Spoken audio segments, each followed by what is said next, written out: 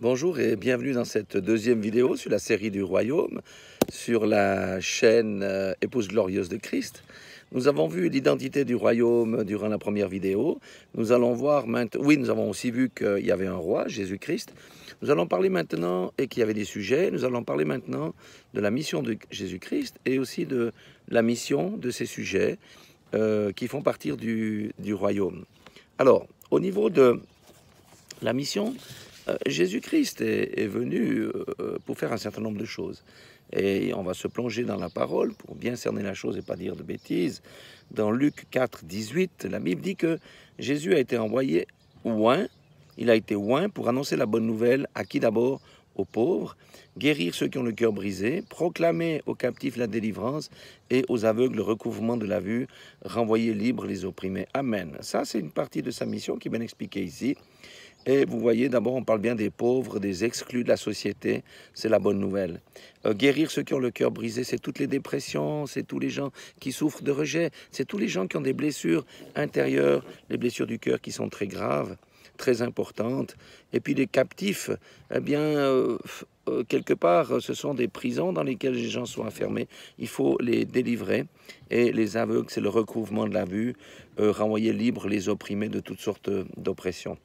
Dans Matthieu 16, 46, il apporte un autre éclairage de la mission de Christ. Matthieu dit qu'il est venu dans le monde pour apporter la lumière, afin que quiconque croit en lui ne demeure pas dans les ténèbres. Amen. Les philosophies, toutes ces choses, c'est bien pour l'intellect, mais ça n'apporte pas la lumière aux hommes, et les hommes sont toujours dans les ténèbres. Si on suit Jésus, si on accepte Jésus, on passe des ténèbres à la lumière, les écailles tombent des yeux. Luc 19, 10 dit qu'il est aussi venu pour chercher et sauver ceux qui étaient perdus. Amen. Ça peut être dans le monde religieux, ça peut être dans le monde séculier. Il y a des gens qui sont perdus aujourd'hui. Jésus est venu pour les sauver, les chercher et les sauver.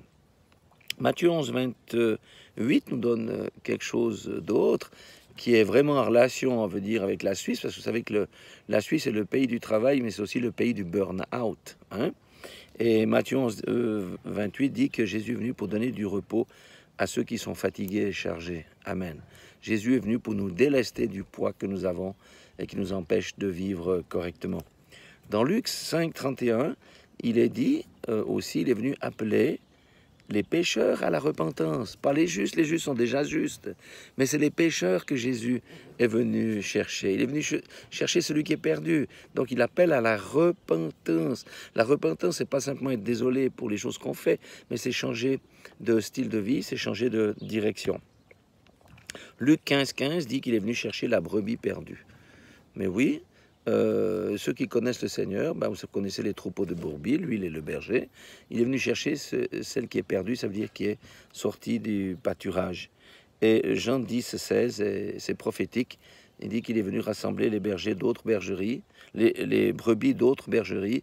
Il y a d'autres bergeries qui sont par exemple l'islam, le bouddhisme, toutes les autres religions. Eh bien là-dedans il y a des brebis qui appartiennent au Seigneur, qui entendront sa voix et qu'il est venu rassemblés.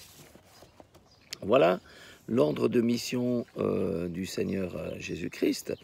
Mais lorsqu'on est dans son royaume, vous savez, le chrétien n'accepte pas Jésus pour ensuite continuer à vivre sa vie et attendre qu'il meure de sa plus belle mort et aller au paradis. Tout ça, c'est la religion. Jésus est venu nous a laissé un ordre de mission qui se trouve dans Matthieu 28, 18. Et il dit, allez et faites de toutes les nations des disciples et enseignez-leur tout ce que je vous ai prescrit. Amen. Jésus a prescrit un certain nombre de choses qui s'appellent ses commandements.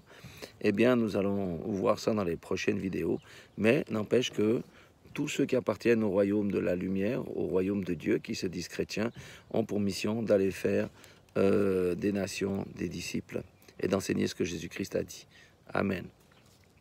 Maintenant, j'anticipe un petit peu, mais pour nous qui sommes chrétiens ou qui se proclament chrétiens, le Seigneur nous a équipés pour cette mission. Il nous a donné le pouvoir de chasser les démons, de guérir les maladies, de marcher sur les scorpions et les serpents. Tout ça, ça symbolise les démons, les forces du mal, des ténèbres. Et puis le pouvoir de vaincre l'homme fort. Parce que lorsque quelqu'un est lié, quelqu'un est dans une prison, que ce soit la maladie ou une prison spirituelle, la dépression, il y a un homme fort qui le tient lié. Et le Seigneur nous a donné la puissance pour le délier. Voilà au niveau de la mission. Maintenant, Dieu est un Dieu de grâce et de miséricorde, mais aussi un Dieu d'exigence. Pour pouvoir répondre à la mission, ben, il y a des exigences. D'abord, c'est renoncer à soi-même, ça veut dire faire passer la volonté de Dieu en premier par rapport à sa propre volonté. Servir le Maître, c'est Jésus, bien entendu. Regarder en avant et non derrière, ça veut dire je vais dans une nouvelle direction, je ne reviens plus en arrière. Résister au rejet, parce qu'il y aura beaucoup de pression du point de vue familial ou autre, des amis. Et puis faire face aussi aux persécutions. Il faut savoir que nous serons persécutés parce que si nous transportons la lumière, comme j'ai dit, il y a deux royaumes. Il y a le royaume des ténèbres qui va combattre celui qui transporte la lumière. Par contre, il y a des bénéfices de cette mission et je terminerai par ça. Un, c'est le salut. C'est la vie éternelle, amen. 70 ans ou 80 ans ici, c'est rien, mais la vie éternelle, c'est beaucoup. C'est une vie libérée du péché, de la convoitise, ça c'est grandiose. C'est la victoire sur l'ennemi, ça veut dire le diable et ses démons. Et aussi, le bénéfice, c'est que des fleuves d'eau vive sortiront de notre sein. Ça veut dire quoi? Que beaucoup de gens vont bénéficier des choses, vont bénéficier de bénédictions au travers de nous-mêmes. Et puis finalement, la bénédiction peut-être la plus importante, c'est la vie de Christ qui s'épanouit au travers de chacun d'entre nous. Voilà au niveau de la mission, voilà qu'est-ce que ça présuppose. Alors, si vous êtes partant, on continue. Soyez tous bénis dans le nom puissant de Jésus-Christ. Amen.